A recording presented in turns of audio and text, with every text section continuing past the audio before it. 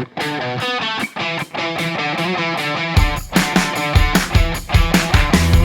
today's podcast, I am joined by Professional Punter Neil Channing from bettingemporium.com. Welcome to the podcast, Neil. Hi, Pete. Yeah, it's nice to be here. I'm an avid listener. Oh, it's good to hear. Well, normally when I have a man of your caliber on, I'll be asking you all kinds of questions about your own betting and what it is you bet upon, all those kind of things. So hard to get professional punters to give anything away, isn't it? I notice that you have people on, they always talk in really generalised terms. They do. Nobody ever specifically says, this is how I win my money and this is how you can copy it. Exactly. Who wants to tell you that? Luckily, we're going to talk about something else, and I won't have to do that. Well, yes, we always get some tidbits from, they'll give us some morsels from their table. But today, unfortunately, we have to talk about something that's, fairly depressing, really, but very important. It's talking about the gambling review that's ongoing in the UK. There's lots to talk about this at the moment and lots of moving parts, isn't there? So, but do you want to give an overview, Neil, to start off with? Just an overview of where we stand on this. Yeah, first of all, I mean, you're absolutely right. It is a bit depressing. And it's actually quite depressing that it's depressing because, we're both involved in gambling. Gambling has a piece of legislation that was written in 2005 called the 2007 Gambling Act. Many people repeat the phrase that it's a piece of analog legislation for a digital age. It was thought up just after the millennium at a time where people were just starting to get broadband. Debit cards, I think, came in 2001. So prior to that, bookmaking often meant having a credit account. People started to get Sky Television watching racing in their home rather than going to the course. So it was a really exciting time for betting, the years between sort of 2000. Betfair, of course, came in 99. Yeah. So between 99 and 2005, lots of stuff was happening. And it seemed like a very good time to update the Gambling Act. These things take a while to happen. It became law in 2007. Now, it hasn't really been updated. The one really big thing that happened pretty much instantly after the Act was passed was that everybody suddenly got a very expensive computer in their pocket for the first time. And that changed gambling all over again. People. Yeah. And, we'd had the fixed odds betting terminals in betting shops from the 90s, but that became a lot more of an issue maybe sort of 7 or 8 years ago. So there's been quite a lot of things that changed between 2007, or certainly between the time that the Act was written, maybe in 2005, and up to date. But it is a bit depressing that we're finding it depressing because we should be excited that a lot of anomalies in gambling and lots of things where the legislation don't really cover things. We were promised a once-in-a-generation review of gambling, ready to write a new Gambling Act. And actually what we've ended up with is just a pretty tedious discussion about an important subject, 0.4, possibly 0.3% of people who are problem gamblers, and the care that needs to be taken to make sure that percentage doesn't grow and to identify those people so that they can be treated. That's a very important subject, and I never would play that down. But we have literally spent the entire time in the period of this review of gambling talking about that very small percentage of people, and also talking about the needs of operators, the large multinational gambling corporations, and what they want to get out of this, and how things like affordability checks could damage their businesses. Actually, to be honest, I don't really want to be on the side of the large multinational corporations. But I'm not a problem gambler either. I'm one of the 99.5% who doesn't fit into either of those camps. And we're the people, I think, who have just been totally underrepresented. And there's loads of other things that the Gambling Review could have looked into. And maybe it will, and maybe there'll be some things in the white paper that we don't really anticipate. But it does feel to me like so much of the energy has been taken up worrying about quite a small percentage of people and how we're going to deal with them. Yeah, that's true. And hopefully in this podcast, we can start to represent the views of that majority of people because, so the narrative has been driven by some specific small groups, if you like. Well, quite strong groups. Let's talk about what some people call like the anti-gambling lobby, because that's a group of people from across the political spectrum who've been driving, quite rightly, the concern about problem gambling.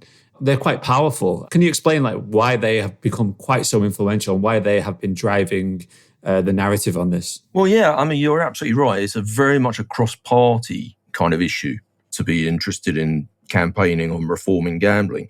So, for example, you can take somebody from, I think it's fair to say, the more extreme right of the Conservative Party in former Conservative leader Ian Duncan Smith. Yeah. He's a libertarian, so, believes in freedoms and the market dictates and that kind of thing.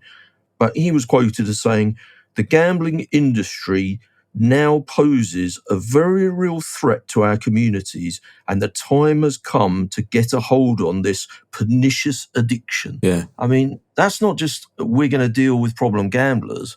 That's, we're going to deal with the gambling industry.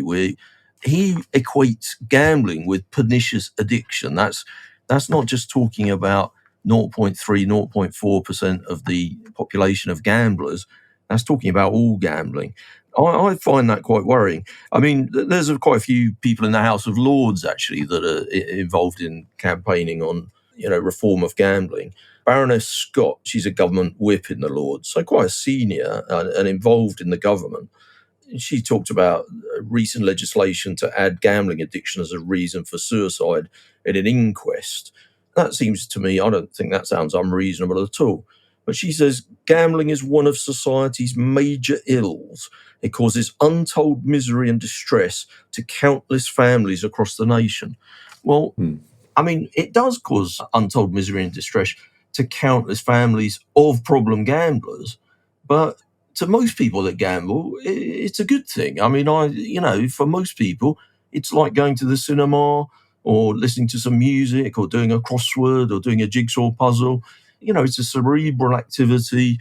Even if it's not a cerebral activity, if you're someone who likes to play roulette or slot machines online, plenty of people do that without being addicted and can enjoy it. But, on our side of the fence, people that do betting on sports and betting on horse racing, these people are engaging in an activity where there's a certain amount of thought beforehand. It's part of a hobby. And, it's perfectly legal. So I just feel like it's coming under massive attack from the government itself. Just recently, Munira Mirza resigned as the director of Number 10 Policy. Yeah, I was going to ask you about her because she was quite influential on this topic. She's definitely very influential. I actually spoke to somebody quite connected with the government, and I said, what's Boris Johnson's view on gambling? And where is this idea that we need to really reform gambling and clamp down on gambling in some ways? Where's it coming from? And he said to me, well, it's definitely Munira Mirza. But she has definitely seemed to be someone that's very anti-gambling, which is weird again, because she's another one of these huge libertarians. But she said the Prime Minister sees it as people being exploited. It's just not him. I mean, she wasn't talking about problem gambling. She was talking about all gambling. Yeah. And you could argue that a bookmaker or a casino, generally speaking, they're there to make money. They're businesses that make money, and the place that they make their money is from losing gamblers. There's an assumption there that everybody that gambles that doesn't win doesn't enjoy it. I mean, lots of people gamble on horse racing, for example, as a hobby, except they're not as good at it as they'd like to be, realise that they have odd winning months and many losing months, enjoy their wins, try not to think about their losses, tell the missus that they roughly broke even, and have a nice time doing it. And, why not? I mean, I quite like drinking white wine. I don't make any money out of that. It's something I do. I mean, I probably spend more money than an average person on nice bottles of white wine. Some people would say that that's a terrible thing to do and it's not that good for you.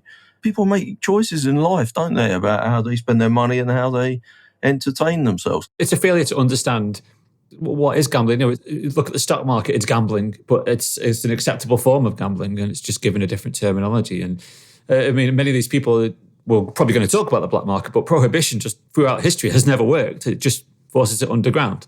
Yeah, that's definitely true. And your point about the stock market, is well made, because there's an element perhaps of classist snobbery here, because gambling is generally a kind of more of a working class occupation. Sure. And gambling on the stock market is much more done amongst wealthy people and people from upper classes. So Yeah, I mean, people having a five, a football coupon on a Saturday is much more of a sort of normal working man's thing to do.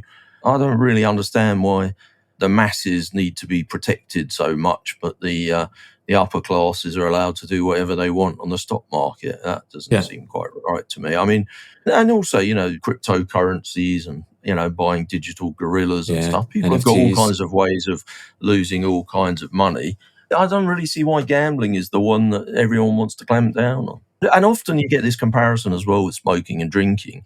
If I smoke a cigarette, just one, guaranteed that's having a bad effect on me. If I smoke 10, it's definitely having a bad effect on me. If I smoke 20 a day, the chances that I die of lung cancer are considerably higher. Yeah, If I have one bet, 10 bets, or 100 bets, there's a really good chance that it doesn't make any difference at all to my chances of becoming a problem gambler.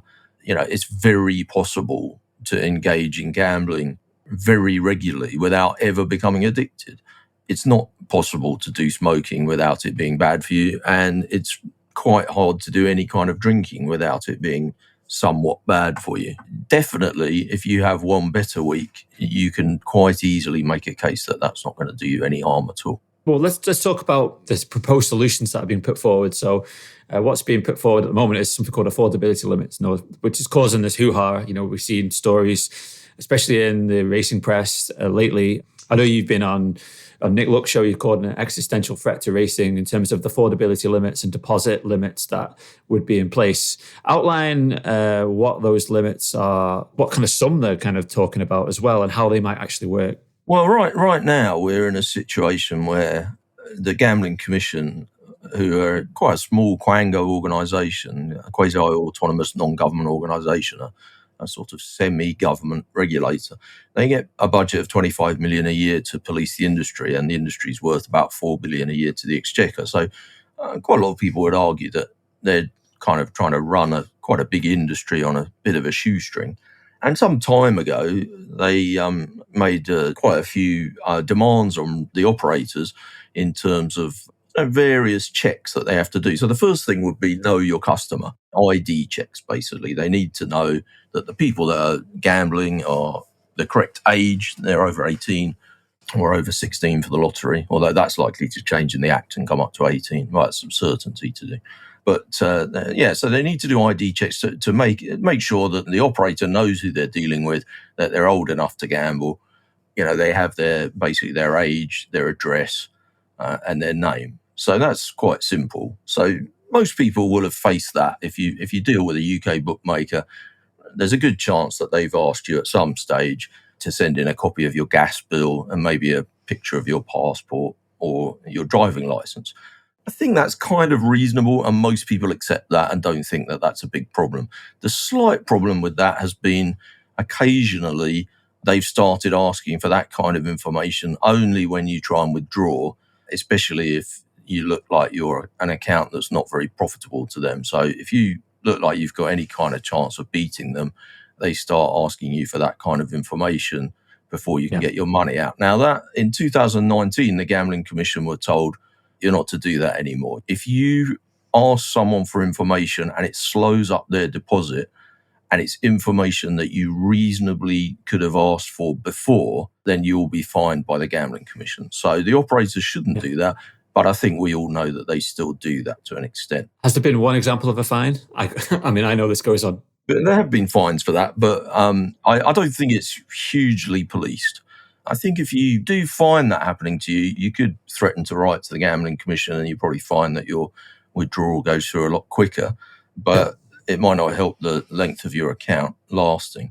The second thing is anti-money laundering. So I think most people would be reasonable about that and accept that the Gambling Commission have a duty to make sure that the proceeds of crime are not being laundered through gambling and that gambling's not being used as a thing to encourage crime. Yeah. So if a bookmaker, for example, or an online casino or whatever, notices that you're suddenly upping your stakes or you're doing some kind of erratic kind of gambling or just a whole bunch of patterns of things that look like you could be money laundering, they're entitled to ask you for financial information. And that's been the case for some time. So they can ask you for bank statements. They can ask you what you do for a living. They ask you for a P60 if you're self-employed. Ask you for company accounts, that kind of thing. Yeah. They probably wouldn't tell you that they're suspecting you of money laundering, but that's largely been the reason that they ask you for those kind of information over the last kind of 5 or 6 years. The affordability check is a step further and that's something that actually has been in for a while for certain customers. So, Yeah. all bookmakers have, and I use the word bookmakers, I should probably say operators, because it's online casinos, bingo, whatever as well. But they all have ways of looking out for problem gamblers. So if somebody spends a lot of time on the site, or if they deposit multiple times in one day, or if they have multiple declines on their deposits where the bank's declined it, or if they constantly withdraw and then reverse that withdrawal and gamble it again that day. These are all signs that they might be potentially a problem gambler. And in that situation, the normal procedure would be to email the customer and give them some suggestions of what they might do if they think they've got some kind of problem with gambling, maybe take a break. And they all have this now. Things flash up on the screen and tell you you've been logged on for quite a long time. Why don't you take a break? Or do you want to set your own deposit limits? Or would you like to put a block on your account for 3 months? There's a whole variety of things that they encourage you to do. But now, with the approach of the Gambling Act and the Gambling Review, most of the companies have thought to themselves, okay, they're probably going to bring in these affordability checks. Maybe we should try and get our house in order a little bit more than we have and start to bring in affordability checks to potential problem gamblers. So if you are in the situation where maybe you have a bit of a losing run with a bookmaker, or you've had a day where you've played a bit bigger than usual, or a week where you've had more bets than you normally would, you might get an email from the operator saying that you need to contact customer service, and you'll have to speak to somebody, and they're going to ask you questions like, are you happy with the amount you've been losing? Are you aware of the average time you've been spending on the site? Are you conscious of the number of deposits you've made? Could you explain why certain deposits got declined? That kind of thing. And if you answer the questions, inverted commas, correctly, and say that you're quite happy with that and it's your hobby and that you've got no problem and you've got your reasons for all the questions, they might just let it go. But they might turn around and say, well, we now need to review your account and you're going to have to send in affordability stuff. So there's a whole bunch of stuff they can ask you for. I mean, if you're a PAYE employee and you've got just a salary from your boss, the most likely thing they'll probably just ask you for is a P60 and a bank statement. And the bank statement should show payments from your salary, and it'll probably be at least 3 months. We all know stories, because we all talk to each other, gamblers, of times where they now start looking into the statement and saying things like, well, hang on a minute, you got sent £200 from some bloke called Dave Smith 2 months ago, and we've had a look in our computer and Dave Smith's account is restricted. So now we've got a problem with your account because we suspect that you're putting bets on for Dave Smith. It might be that Dave Smith's your brother-in-law and he sent you £200 to pay for the holiday or something, or whatever it was, but they're just not going to swallow that. So that's a bit of an annoying fact about it, but that's maybe a small tangent. Yeah. But I do think that people are getting swept up into the net of this problem gambling affordability stuff already. Plenty of people will tell you of their experience of, I just had a bad couple of months. They made me go through all this process. I told them that I'd won money from 3 other firms and that's how I was funding my account. And I'd actually made a profit on the 3 months, but I just lost with this one operator. And your account's done. Well, they're not allowed to use that. They say that profits from other bookmakers don't count, because how would they know? Even if you send them a thing saying, well, this is my statement from the other bookmaker, or a screenshot of my account from the other bookmaker, they would say, well, how do we know you haven't lost it back? Which seems a bit daft to me, because obviously the situation is changing at all times. If you're a gambler who gambles every day and you've got multiple accounts, well, of course you're going to be winning with some and losing with others. And of course there's going to be, times where you've got a large balance and then the money's gone the next day. And that can happen. But I don't really understand how some money counts, but some money doesn't count. It doesn't strike me that they really understand the way the industry works. Yeah, well, I've heard a story where like people using Bet, for example, stories, I should say, whereby people who have made money on their exchange account aren't allowed to use that as evidence they have the income. People who are professionals or semi-professionals. No, yeah, that's absolutely definitely true. I mean, I've heard multiple cases of that, including people that have won seven-figure sums lifetime on Betfair, who are being told that they can't deposit $5,000. Yeah, premium payers. Because they're not happy with the paperwork. According to the stuff that I've seen from some large operators, the amount of stuff that they can ask you to send in is obviously huge. I mean, they can ask you for share certificates, details of pensions, if you've cashed in a pension recently, have you had a bonus at work, have you had any property income, have you inherited anything, have you won any money on the lottery? And in each case, you need a signed letter from your accountant or solicitor to prove that this money is yours and whatever. I mean, this is pretty extreme. I mean, if I want to go and buy a car on finance, I don't need this level of paperwork. And obviously, we're not looking to borrow money. We're looking to gamble with our own money. There's also, it's not exactly clear when you try and dig deeper into it, but it seems that they do a credit check on you during this process. I've heard of that. Yeah, I've heard of some customers. Yeah, the more credit checks you have, the worse it is for your credit rating. If you keep asking people for credit checks, it means you keep applying for credit and probably not getting it. Otherwise, you wouldn't keep needing more credit checks, or you're overexposing yourself to credit. So it does affect your credit rating. But according to the bookmakers, they're only doing soft checks, which don't affect your credit rating. But I'm not exactly sure at which point that happens. But, again, a lot of people would think that's quite intrusive when you're not actually asking for credit. You're just asking to spend your own money in a way that you've chosen to spend it. And so the idea is that a lot of these practices are in place now. I think it's Flutter, they're doing it for... Yeah, bringing it back. So the three practices that are in place now is KYC is obviously quite standard and has been in for years. And most people probably don't really mind that, sending in, although, lots of people don't have a passport these days. And lots of people, in days of COVID and whatever, people are not necessarily going away as much as they used to. And lots of people don't have a driving license. Yeah. And you do need to send in picture ID. So that is quite hard for some people. And it may have put some people off gambling or gambling with those firms. But I think most people accept the KYC stuff. I'm sure most people accept the idea of anti-money laundering, but they might be worried when the operators start saying, well, can you send me 6 months bank account? And then they're saying things like, okay, why have you transferred money to this guy? And why has this guy transferred money to you? When the amount in question is £50, £100. I've heard people say that. In fact, there was a case, I won't name the company because I don't want to get it wrong, but there was a case a couple of years ago where somebody had, I think they had £25 each way on a horse, 16-1. It went off 3-1. The company asked for 6 months bank account because this guy had been a previous loser, but this horse was obviously some kind of gamble plot. They were looking to try and close the accounts of everyone that was involved in it.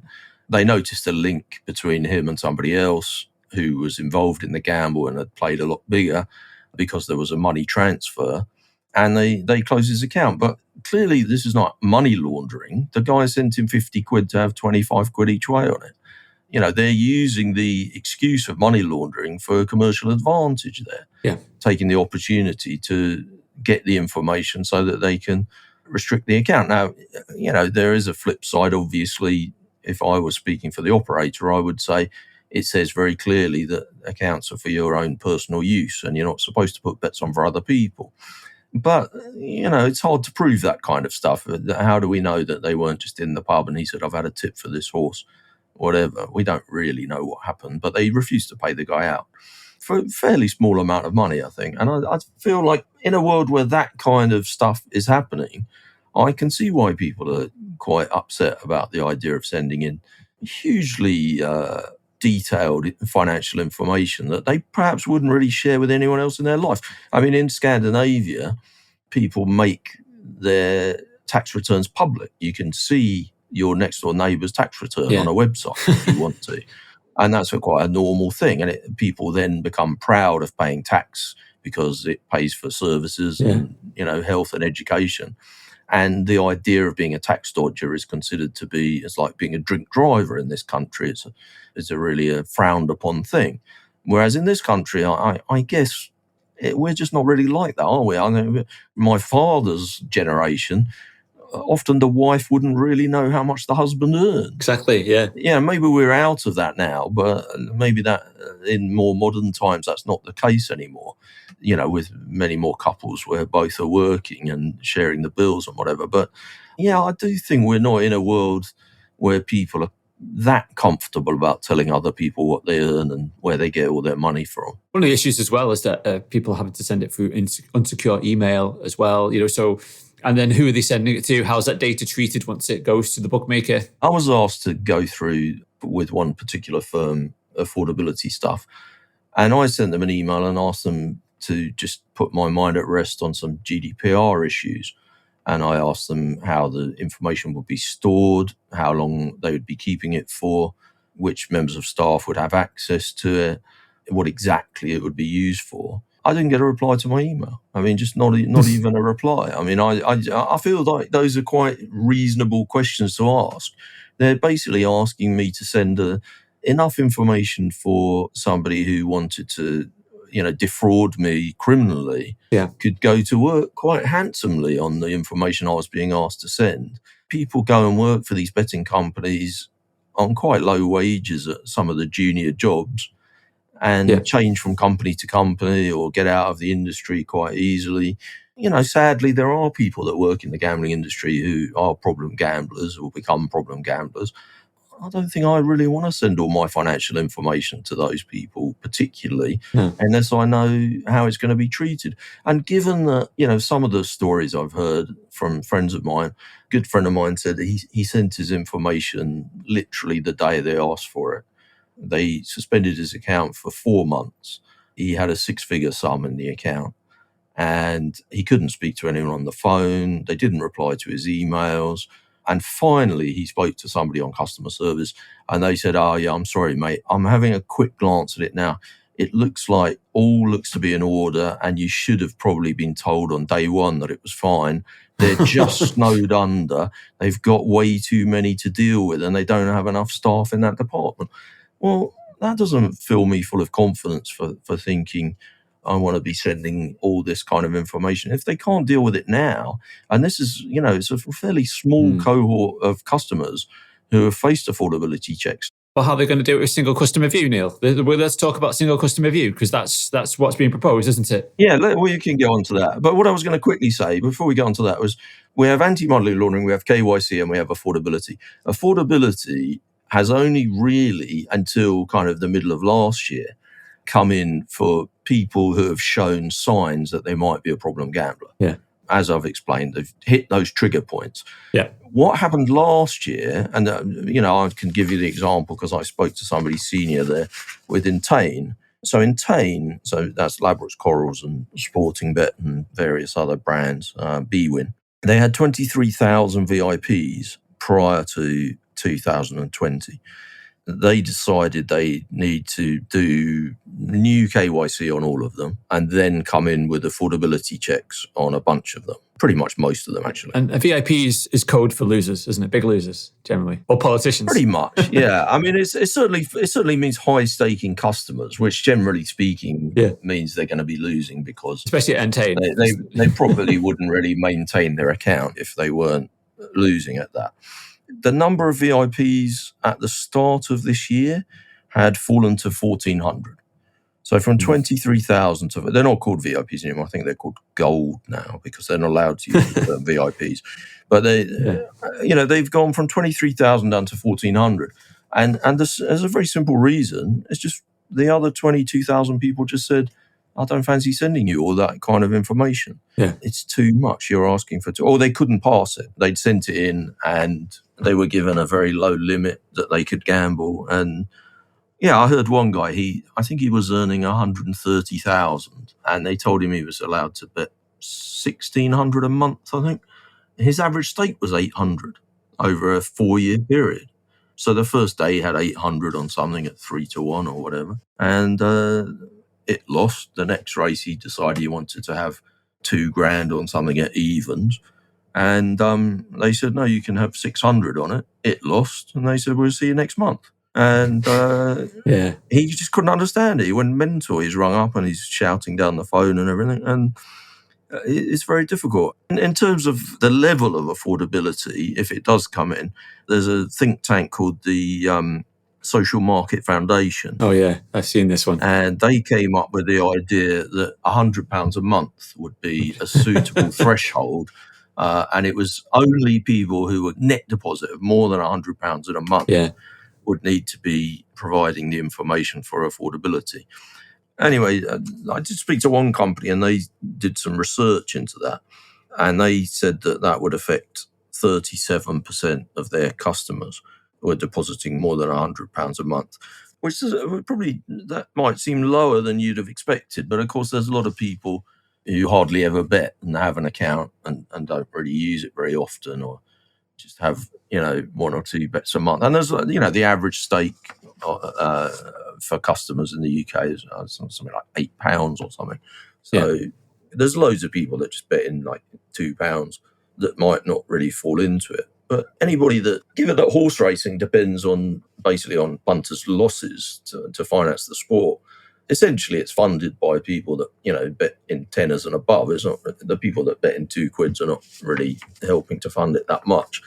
So those are the people that are going to be really, going to find it quite difficult and are going to walk away. Yeah, it's not really that important to them. For you and I, and for many people perhaps listening to this, it's important. But for the casual guy, I'm not sending in my P60. I'm not getting a letter from my accountant, or I'm going to go not bet, or we'll probably talk about the black market, get into that. But we were going to talk about single customer view, because the issue is bookmakers have created this problem with the problem gamblers spending far more than they can afford. So the solution is this single customer view where they can see exactly what you've bet and what you've won or lost and your deposits across all licensed bookmakers, or even any aspects of betting. So I guess lottery and scratch cards all fall under that. Well, one of the obvious problems of affordability checks from the point of view of the punter is that, it's a huge drain on your time. You have to provide up to possibly 20 bits of paperwork just to pass the thing. And if you're a customer that likes to shop around, you probably, and you're lucky enough not to have been closed or restricted by everybody, you might have half a dozen accounts with different companies. And suddenly you've got to, you might argue that, once you've done it once, it's just a question of zipping over the same photographs of the same documents. But it's still quite a lot of emails back and forward and hassle. And that would be a nuisance.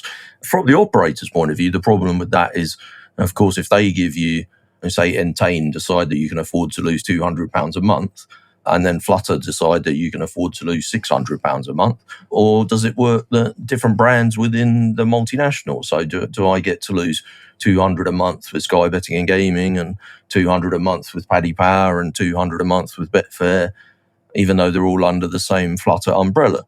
And it gets quite complicated because we have all sorts of GDPR issues as well. It's not really right that Flutter should share between, say, for example, Paddy Power and Sky Betting and Gaming, how much I've lost or what I'm allowed to bet. And that customer that I mentioned before, he was earning $100,000 a year, and they told him he was allowed to lose a maximum of $18,000 a year. One company, but he had to go through the same process with another company. And they said that, no, that was way too much. And they would only let him lose $3,000 a year or something like that. I can't remember. It does seem fairly ad hoc.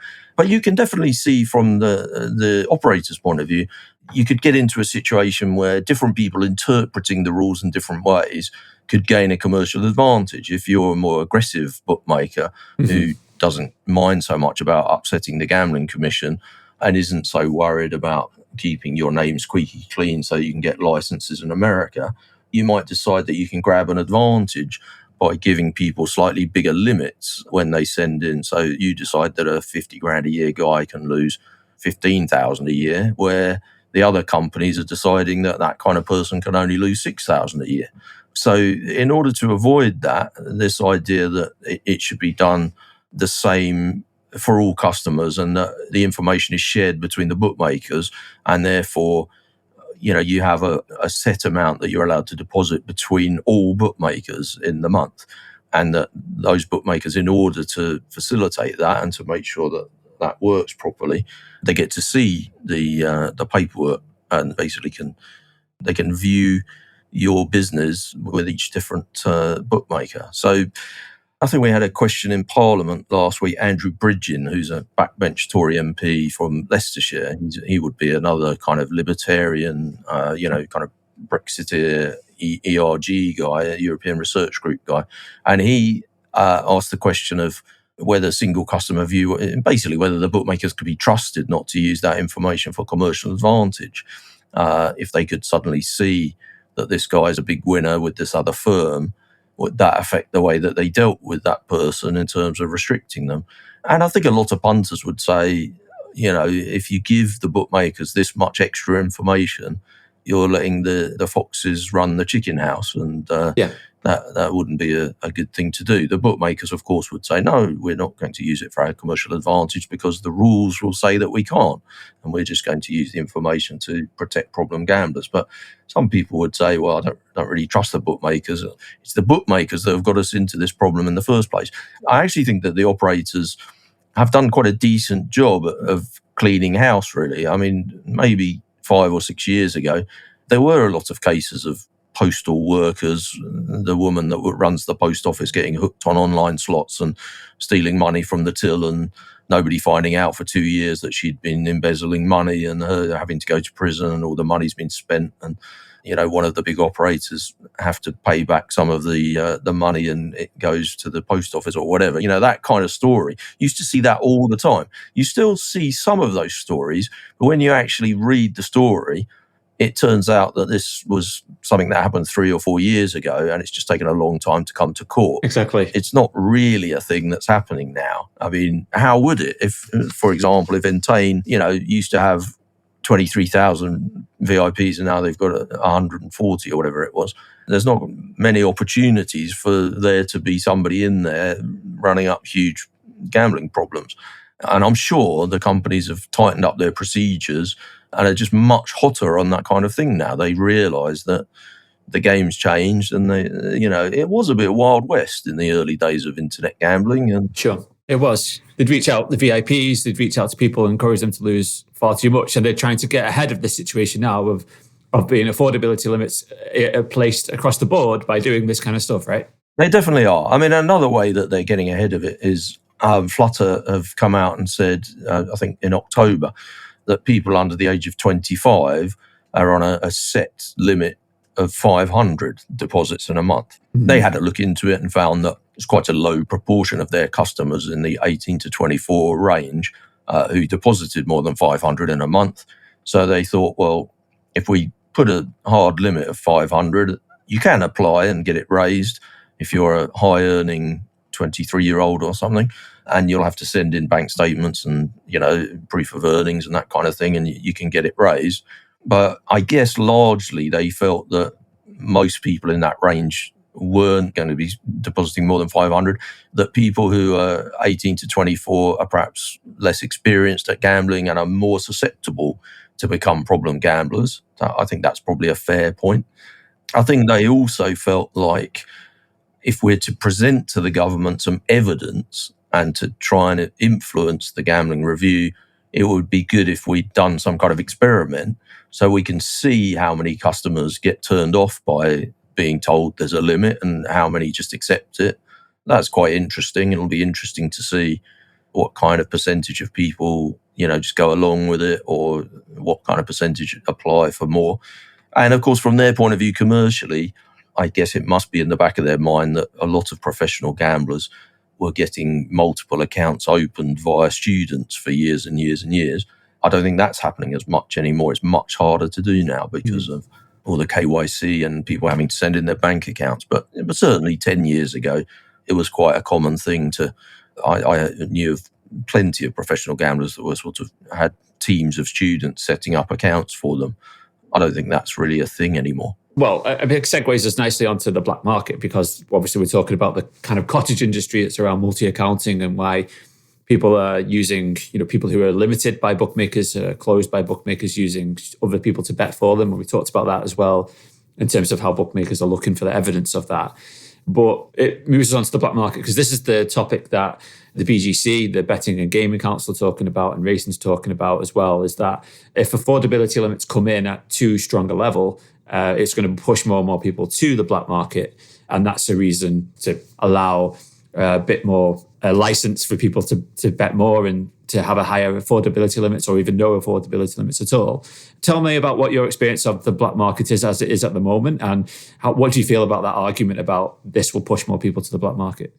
First of all, I think it's a really strong argument. I don't think prohibition really works at all. And I think, if you look at alcohol prohibition in the 1920s in America, this is exactly what happened. People didn't stop gambling. They just moved to the black market, or stop drinking, sorry. They just, they went to underground illegal clubs, and it was quite a well-known thing, and it helped proceeds of crime and whatever. Exactly. But, organised crime. I think there's all kinds of problems with the black market and the arguments around it. The first one being that if you're the Gambling Commission and you're spending quite a lot of time telling the government that you don't really have enough money in your budget to deal with such a large industry, you probably don't want to tell them that there's a massive burgeoning black market in gambling, because ultimately that's your responsibility and it's your failure. So a few years ago, there was quite a decent sized black market in gambling in a live environment, particularly in rural areas with pubs. Quite often you'd have a situation where there was a village pub, a village betting shop. People would sit in the pub watching racing. Some guy would take some bets. Every now and then he'd run over the betting shop if somebody bet one that he didn't really want to lay or something, or if they had a big multiple. And otherwise he'd just stick it in his pocket and pay out if the customers won. That was happening a lot, and the Gambling Commission did a real clampdown on it, and they sent undercover agents into pubs all over the country. Loads of pub landlords got fined, and there was quite a big clampdown on it, and the Gambling Commission made quite a big thing of it. Of course, the world's moved on. Most illegal gambling now is done via the telephone, and people do it through WhatsApp. And I probably could get 10 accounts right now with different people to bet WhatsApp, which nobody's going to do any affordability checks on me. Some of it will be dealt with by credit, settling in cash, meeting up once a week, that kind of thing. And it's pretty easy to tap into that market. If you're a bigger punter and you hang out with other people that punt, somebody will know somebody. But I don't think the Gambling Commission, even if they had like 4 times the budget they've got now, I think it's very difficult for them to really find those people. I think it's quite hard to track down that kind of stuff. And, I think they probably would, right now, they'd be in their interest to kind of play it down, because I think they want to be seen to be showing the government that they're doing a really good job of regulating the industry, and they'd probably like a bigger budget. So admitting that there's a burgeoning black market is probably not really going to help them very much. I'm certain there is a big black market, and I think it's growing by the day. And I definitely think the affordability stuff is pushing people onto it. And the kind of customers that are moving onto the black market, a lot of it is, those VIPs who are no longer welcome in the companies. So it's not, it's not necessarily professional punters. I mean, I get quite annoyed. I've spoken up quite a lot on the issue of the Gambling Act and affordability. I'm very much anti-affordability checks. And a lot of people have turned around and said, oh, well, you would say that because, they're just making it harder for you to be a professional punter. They're not making it harder for me to be a professional punter. The bookmakers have already made it hard for me to be a professional punter. Pretty much all the accounts that I ever had in my name were closed years ago. I could probably actually open accounts with quite a few of the firms, because the time that they last closed me down was, they probably had 3 new computer systems since then, and they've lost my data. And I've probably moved house 3 times since then and had 10 new debit cards. Honestly, it won't really change my life that much. I mean, I can get my bets on, and I'll still get my bets on. And if it does become harder, I'll just find a way, because that's how it works. The people that will walk away are the recreational punters, and they're the people that support horse racing and keep the industry going. It's not, obviously the BGC, they don't really care about horse racing that much. I mean, they might say they do. They care about the profits of their members, and for their members to succeed, they need losing punters. And I don't know. Sometimes the gambling reform people talk about all the profits come from a small percentage of problem gamblers. That's clearly not true. But it is true to say that most of the profits of the industry come from large customers. Doesn't mean to say they're problem gamblers. Lots of people lose numbers that normal people would consider to be fortunes at gambling, but they can easily afford to do it, and they just enjoy doing it because it's their hobby. Some people are wealthy and some people spend a lot of money on stuff.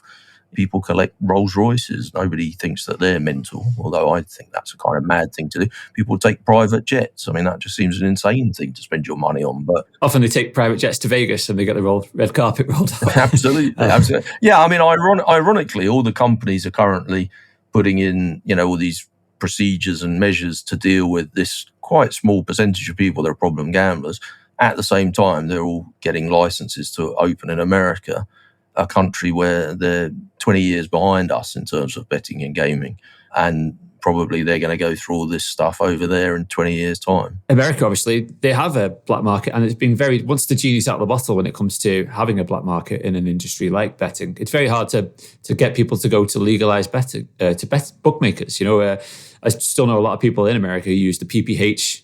The people that they bet with, like say maybe someone they meet up with once a week, they bet on credit or we settle up in cash. And then if you look to countries like where the black market thrives, you look at India and the Far East and places like that where betting is illegal. And they're, for me, really good examples of, the problem with the black market. So if you get this wrong and then you do push a lot of people to it. I was going to ask you as well, because bookmakers are complaining, or the BGC is saying about the black market, but how do they counter that with the argument that they're already sending a lot of people to it who they restrict and close? They can't have their cake and eat it. That's a superb point. I think Nick Goff might have been the first person I saw making that point online, which I have to take my hat off. I don't know if anyone doesn't follow him. He's an excellent follow on Twitter for all matters related to the Gambling Act and the review. He is. And again, he got this one right. I mean, it's a bit rich to listen to people like the BGC, the Betting and Gaming Council, talking about, how bringing in affordability checks might drive people to the black market, when bringing in draconian restrictions on people's accounts has been going on for 20 years. It's certainly driven people like Nick and me to the black market. I'm certain that Nick has had plenty of black market bets in his life, and I know I have. And largely it's because of restrictions by bookmakers. I still do bet with UK bookmakers. I just don't do it in my own name that much. But yeah, I mean, I guess quite a few sports that I bet on, I bet with overseas people, and there's lots of ways to get on. But I'm more worried about what this will do to the kind of normal, everyday punter, because it's not just the profits of the large corporations. I mean, there's a lot of ancillary industries. I mean, I'm a big fan of horse racing. I really enjoy horse racing. I watch it every day. But just things like, the Racing Post, Time Form, the race courses themselves, the people that work there, the people that work in the racing stables, people that work in betting shops around the country. There's a lot of people 120,000 jobs rely on the racing and betting industries in this country. I mean, that's quite a big gamble to just kind of throw it all up in the air and see how it works out. There's been a lot of talk throughout this process of evidence-led. And the government generally, and governments of all colours over the years, whenever they make changes to policy, they always say, well, we want to be evidence-led. This is a thing that politicians have said through the years. And actually, I don't really see there being that much evidence in this. Both sides, and I say both sides, and I've already made the point, but it's two sides that make up 0.5% of the people involved here. But the gambling operators on one side and the gambling reformers on the other side have done various bits of polling to try and back up their points. I see the Class think tank, which I think is an excellent think tank that produces really good work generally. They've just bunged out a report yesterday saying that, talking about problem gambling among female gamblers, particularly in terms of bingo and how that leads you to play online slots. It's all very interesting, but it's talking about a tiny, tiny percentage of the overall gambling population. And while I agree that there are problems there that need to be sorted out, I don't consider that to be hugely important evidence in terms of dictating how the whole industry should go.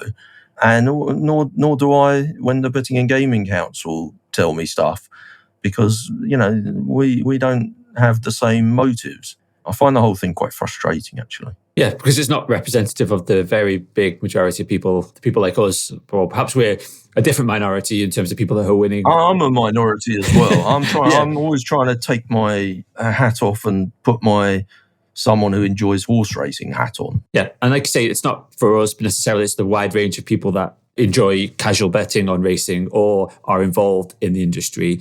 So by focusing very narrowly on the small, very small proportion of people who quite rightly need help when it comes to problem gambling, for example, but and then Also, when you were talking about Michael Duggar and the Betting and Gaming Council just a minute ago, I meant to say it does feel to me like they're trying to suggest that the threshold at which affordability checks come in should be higher.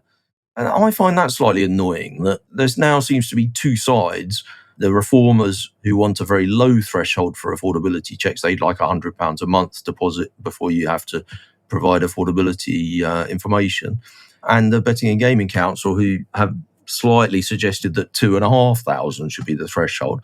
What happened to the just not having affordability checks at all? I mean, at the end of the day, the bookmakers already have a huge amount of ways to check whether you're a potential problem gambler that I've spoke about already. You know, do you spend a lot of time on the site? How much money, how many times are you depositing in a day? Have you recently upped your stakes massively? Have you reversed a withdrawal to immediately deposit it back? Have you had declines when you've tried to deposit? These kind of questions.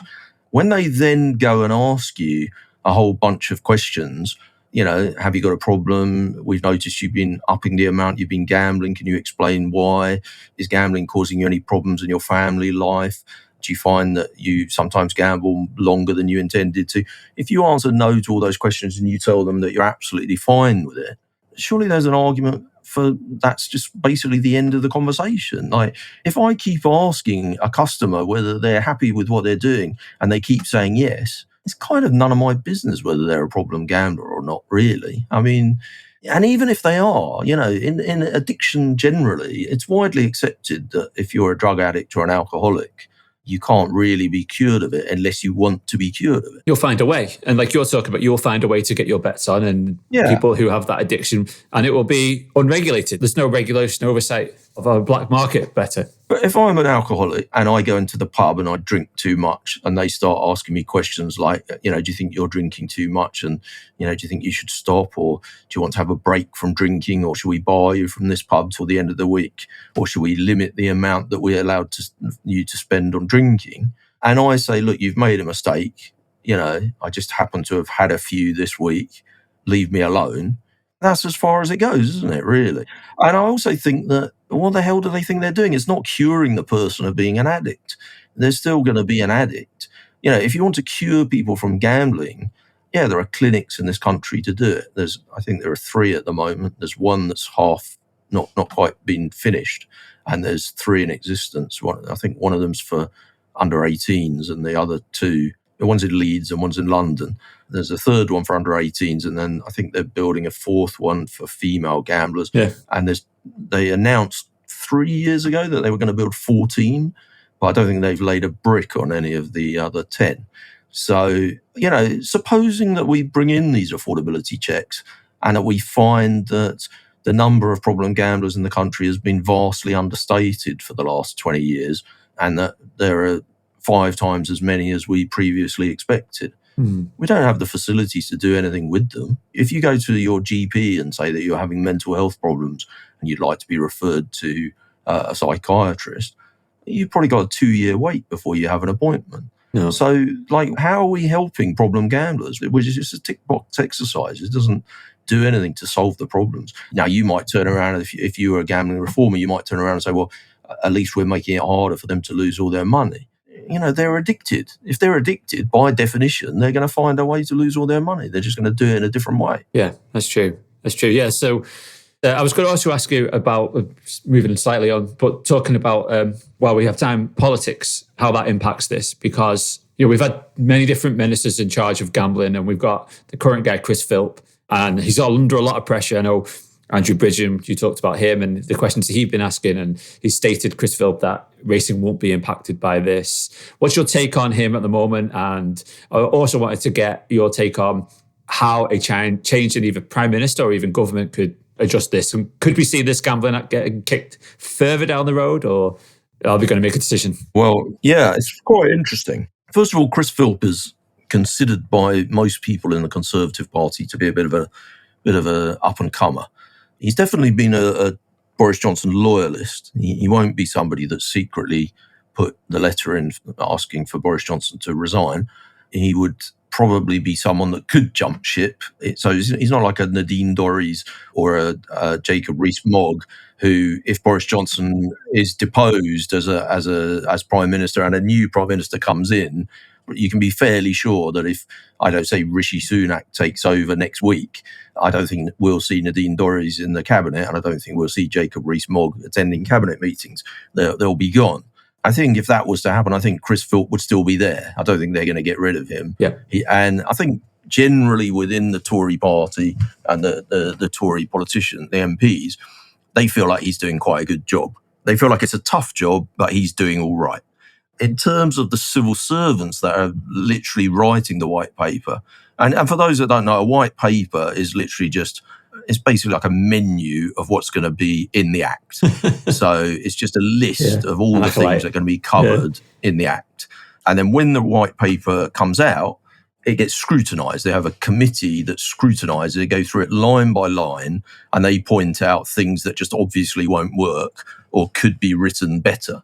That's the first stage. Then it goes to Parliament, and literally they just read out the name of the bill and Parliament vote.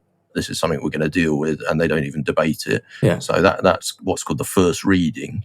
Then it goes back for a bit more scrutiny, and they write it up as a bill, and that gets voted on. Then it goes to the House of Lords. They can make amendments to it if they want to, if they feel like there are parts of it that won't work or are illegal somehow, or make trouble with other laws that could be affected by it. It bounces back and forward a little bit. Eventually it has a third reading, and then it's passed as legislation. So it's possible that none of this actually, what they call hits the statute book, becomes law. Definitely won't happen until 2023. It could be even as late as 2024. The Guardian recently ran a story saying that the white paper, which was supposed to be out roughly in time for Cheltenham actually, is not looking likely to come out until mid-May now because, I don't know, various hold-ups. The Department of Culture, Media and Sport are also doing this online harms bill, which is quite a big piece of work. Nadine Dorries is much more involved in that. But Chris Philps had to get a bit involved in that. God knows why. And I think that's kind of distracting him.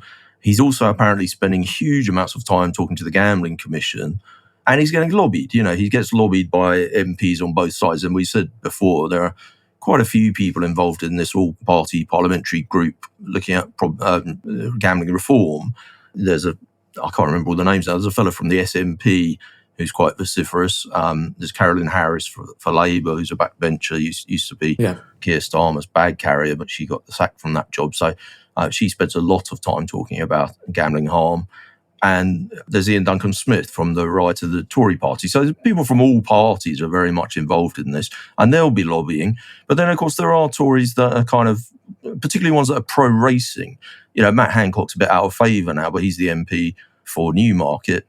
Rishi Sunak is in North Yorkshire, and he has some racing stables in his constituency. Priti Patel, the Home Secretary, is actually quite a big racing fan and goes racing quite often. And there are backbenchers like Philip Davies and Esther McVeigh who are married and both big fans of bookmakers and racing. So there are quite a lot of MPs, particularly Tory MPs, that are prepared to lobby on behalf of, to an extent, on behalf of the large bookmakers, but also on behalf of racing. So that's quite a good sign. I don't think there's any chance of Philp being sacked and therefore the whole thing being ripped up and they have to start again. Even if Rishi Sunak was to become the Prime Minister or Jeremy Hunt or whoever else it might be, I think, the Gambling Act was in the Conservative Party manifesto. I think quite a lot of Tories would say, they want to do stuff that doesn't cost too much money. They've had to spend a lot of money that some of them didn't really want to spend on COVID. And if they can now tick legislation off of their not very long list of things that they had in their manifesto, tick legislation off that doesn't cost a lot of money to do, then they should probably do that. And I think that's why going into this, they thought the Gambling Act would be quite an easy one, because who the hell would want to argue against trying to help people who are potentially problem gamblers and who would want to argue in favour of large multinational corporations. I think that was how they saw it. But then, of course, Rishi Sunak, if he, obviously I think he's 9-4 to be the next Conservative leader. It's certainly not a certainty that it's him. But of course, he's the Chancellor at the moment. He'll be very aware of the £4 billion that comes into the Treasury from gambling every year, and he'll want to protect that. Yeah. The 120,000 jobs is quite a big thing as well, and the fact that a lot of those jobs are in racing, which most of the big racing centres are in Conservative constituencies. So I know some people were kind of thinking when Munira Mirza quit that maybe Number 10 would be less interested in the whole idea of the gambling review because she was really driving it. I think, to be honest, Boris Johnson's got enough other things to worry about. He probably hasn't spoken to Chris Philp about it at all in the last 3 months. He's probably just letting him get on with it. And I think Chris Philp, he's an up-and-coming minister who wants to kind of succeed, and he's just going to get on with it and tick it off his list, I think. If there was a change of party, I imagine so. But what about if a new leader comes in? I think it's odds on Johnson to leave this year, is he? I don't know if he still is, but... He's definitely odds on to leave this year. He's about 6-4 on to leave this year. There probably won't be a general election until 24, by which time the Gambling Act will probably be done and dusted. And if the Labour Party got in, I think they're more likely... I mean, the whole idea of bigger government and the government interfering in people's decisions and their lives, there's more of a left-wing idea, paternalism, protecting problem gamblers from themselves, whereas, the sort of free market, right-wing, libertarian, that's much more of a conservative way of thinking. So the Conservative Party MPs, there's quite a few more people on the Conservative benches that would say, well, of course we don't want problem gambling, but we shouldn't be telling people how to spend their own money. It's just unfortunate for people who are supportive of the gambling and horse racing industry that those people are more on the back benches and not on the government benches at the moment. Sure, yeah. So what is it that people can do? Because we obviously talked at length about the issues, but there is something that the common man can do, in terms of writing to their MP, raising awareness, because every voice that raises this topic will count. The more, from what I understand, if an MP suddenly starts to get dozens of letters about this topic, suddenly it becomes, oh, well, I don't normally get anything on betting. What's this particular... You can definitely still lobby your MP. In fact, I gave Nick Goff a big build-up earlier, who's a former head of football odds compiling for Corals and now a professional gambler. And he raised that with me quite recently and said, isn't it a bit too late to contact your MP? So in February 2021, that was when they asked for a call for evidence about affordability, and people were asked to write to the Gambling Commission. The Gambling Commission thought maybe they'd get a couple of hundred replies, and they got 13,000, which was a bit of a shock to them. If they'd have only got a couple of hundred and people didn't seem too bothered, they'd have probably announced that affordability checks were coming in and just made up their own level for it. It was only that they got so many replies that they decided, it's actually quite controversial. We better kick that back to the politicians and get them to put that in the Gambling Act. So that was kind of a victory for the small man and woman writing in and getting their voice heard. But it's not true to say that was your last chance to do that, because the white paper is being written right now, and the more that MPs stand up in Parliament and ask questions of Chris Philp about how it's working and how it's going to affect their constituents and how their constituents are concerned about it, the more chance he's going to change his mind about aspects of it. And as you say, most MPs, they have like 2 staff. They do a surgery on a Friday where half a dozen people turn up with their impossible to sort out problems, which normally involve housing or immigration or benefits or something like that. Those are the 3 things that most people go to see their MP about. Lots of people write to their MP about animal welfare issues. That's a really common one. Hardly anyone writes to their MP about gambling. I would say 90% of MPs have never received a letter about gambling. Racing TV put one of these sort of model letters up on their website that you could click on and find out who your MP was and then just send it off without, it took like 2 minutes to do it. It's still there. They say that 5,000 people have done that now via their website. So there are 650 MPs. So obviously we can say that there's about 9 letters per MP. Well, that's pretty good. Yeah. That's not too bad. That's a start. If it starts to be 20 letters per MP, I think MPs are going to start to think, wow, this is actually quite a big topic, So I still think there's plenty of time to do that. I know you've put a letter on your website, and I've done it with Betting Emporium. I mean, I do think if MPs get the same letter from every single person, it slightly isn't as good. But I also appreciate that not everyone's got the time to sit down and write their own letter, and they might not know all the various points to make. So I think these template letters are pretty good. All the ones I've seen are decent, and I don't think it matters really which one you send.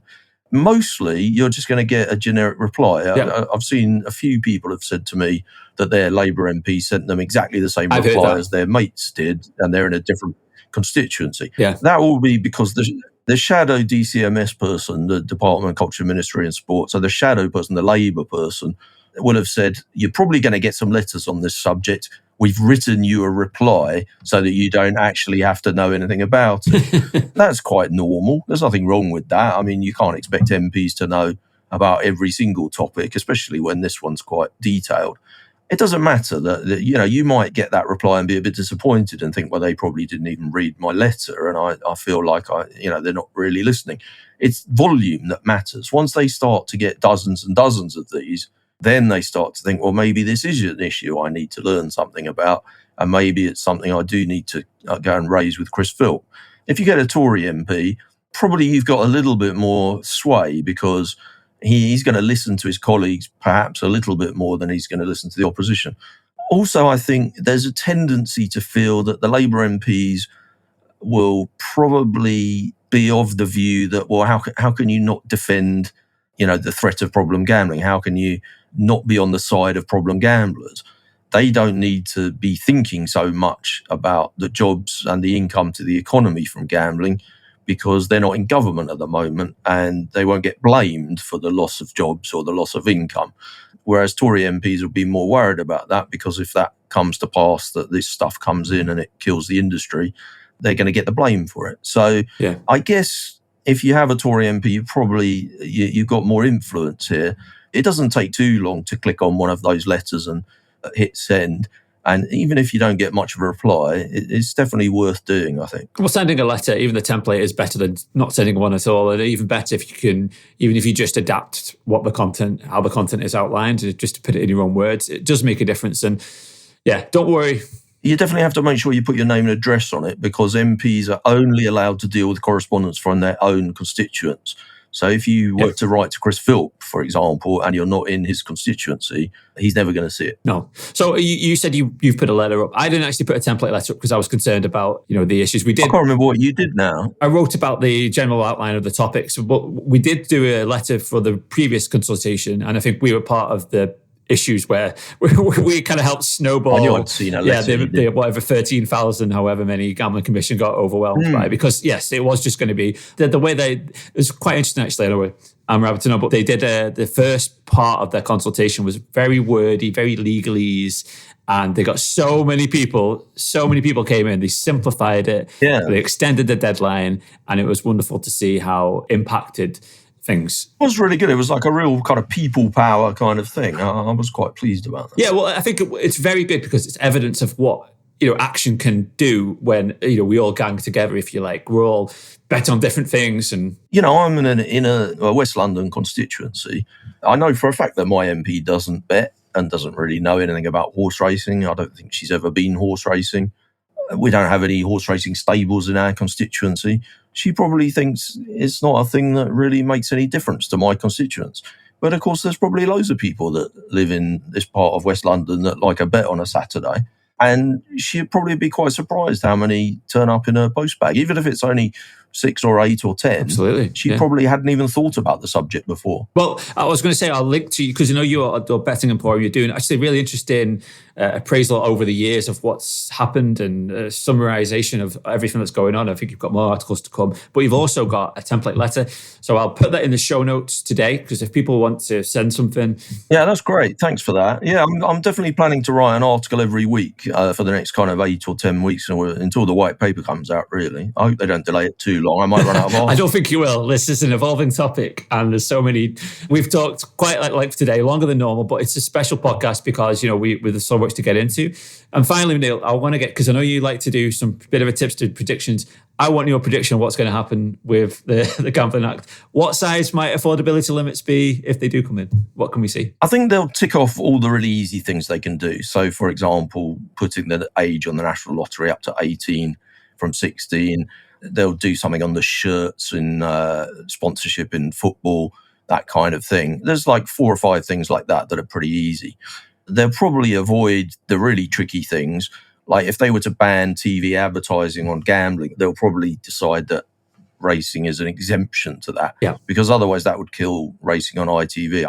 The whole connection with racing is another massive subject. And I know we don't want to do a 2-hour podcast, so I won't go into that. I think, as in all these things, they'll end up being 2 screaming collections of people, the gambling reformers and the major corporations. And they're the people that really have the lobbying power between the 2 sets of people. Yeah. And one of them's crying out for affordability at fairly draconian amounts of stuff you have to send in and at quite a low threshold. And the other has pretty much accepted that it's going to happen and just calling out for a higher threshold. So I guess we'll just get a compromise between the 2, which is slightly disappointing because I feel like there hasn't been much of a fight to saying we don't need this at all. I think there might be an ombudsman that comes in. I mean, that's a whole other issue as well in terms of like consumer protection. There's all the football index stuff, but this gambling review really ought to talk about that. And I don't think it is particularly. Yeah, we haven't talked about the Gambling Commission and football index. That's probably another 2 hours there. But yeah, exactly. But I think the whole consumer protection thing. We had the company that went out of business a couple of years ago and tried to avoid everybody's Cheltenham anti-post bets. Yeah, and the Gambling Commission didn't really do too much about that, and it got sorted out in the end. But all of that stuff should be in the gambling review, really. I feel like none of it will be because too much of the conversation has been taken up talking about a relatively small amount of people who are problem gamblers or potential problem gamblers. And again, I must stress, I appreciate that problem gambling can lead to suicide. It can lead to people's lives being ruined. There are effects on people's families. It's a terrible thing. I'm not saying that it isn't, but, there's a danger that we, of course, I think he used that expression actually, the MP this week, but we throw the baby out with the bathwater, that we kill the sport of horse racing, which is a hobby to very many people, and that we destroy the gambling industry and the jobs and the income it provides. And I really hope that doesn't happen. I feel like the thresholds will come in quite high, though. So, I mean, I guess that's a win for the people that have lobbied. But the more people that lobby now and the more people that write to their MP, the higher they'll probably be. Well, they're already here, as we say. We were talking earlier. They're already here, but this is... Yeah, I know. Do you think the single customer view will come in? I think the gambling reformers would like single customer view to be kept by an independent third party. So maybe if you sort of said, what I guess I would do if it was me, if I'd accepted that we were going to have affordability checks, and if I was the minister, I would get rid of the Gambling Commission, bring in a new authority, which is also I'd get rid of the people that you go to when you have a gambling dispute. IBAS, I'd get rid of IBAS, and I'd bring in an ombudsman. And they would be the regulator of the industry and the place that you go to if you have a dispute with an operator. And, if there's single customer view, they would hold the information. See, what the gambling reformers want is a single wallet. So, you deposit with that organisation and then you spend your money with whichever one of the gambling companies you want to. So if you're allowed to deposit $1,000 a month, you pay your $1,000 to call it the Gambling Commission 2. They hold on to the money. And then you go to the website and decide how much to spend from your money that you've got in your one account. See, that is a way of doing it. Yeah, and keeps it out of the way of the bookmakers. Yeah, and so each individual bookmaker then doesn't need to do it 20 times. Then the bookmakers don't have all your information. They don't get to share it between each other. Yeah. And you don't have to provide the paperwork 20 times. Of course, there's a million reasons why that can never work. But, you did ask me for my kind of, I don't know, that in a way, that's a kind of perfect solution. But there's a whole bunch of reasons why it doesn't work. Well, Neil, if you were Minister for Gambling, I'd certainly be a lot more confident that we'd get the right kind of legislation that would fix as best we can many of the problems. And Well, thank you so much for your time today, Neil, for your experience. No problem. I know I said to you, we mustn't go over an hour, and then I feel like I've really ruined that for you. Sorry about that. Well, we talked about what we're going to potentially get into today. We both agreed there's a lot, so we could go deep on this, and we have. But hopefully, I do feel that there's a lot to talk about, and it's an important issue. So, yeah, if you're interested in UK betting and what's going to take place, then hopefully we've covered some of those questions. So, Neil, for those people who want to keep up to date on it, do you want to outline how they can follow you? Because I know you're a prolific user of Twitter. I definitely am. So I'm at Sensei Channing, which is too long to explain why I called myself that, but it's SENSEI Channing, CHANNING. And I'm involved in this site, www.bettingemporium.com. And I'm putting an article a week up there, which is free to view, about the gambling review. And you can find I think quite a good conversation that I had with Nick Luck on Luck on Sunday about the gambling review, a 20-minute one on the homepage, if you want to watch that. And also you can click through and you can see the template letter to send to your MP. So that shouldn't take you more than 5 minutes. Yeah, it's all worth checking out. I've been retweeted watching your stuff with Nick on Racing TV. It's just been really good, actually. Like I say, they've done the letter and they've had plenty of content on it on Nick's show. So I always enjoy it when you're the guest on there, because I feel like we're going to get some detailed chats on that. So yeah, thank you again for today, Neil. And let's hope when we reconvene, we can talk about something other than betting legislation and actually things that we can bet upon. That would be good. That would be good. I'll be glad to talk about something else soon. Exactly. All right. Well, Cheltenham's not far away, like you say, so hopefully we can enjoy that without this hanging over us too much. All right, Neil, thank you ever so much. The last year we'll be allowed to deposit any money there. Probably. All right, Neil. Thank you ever so much for being on today. Cheers. Thank you. Cheers.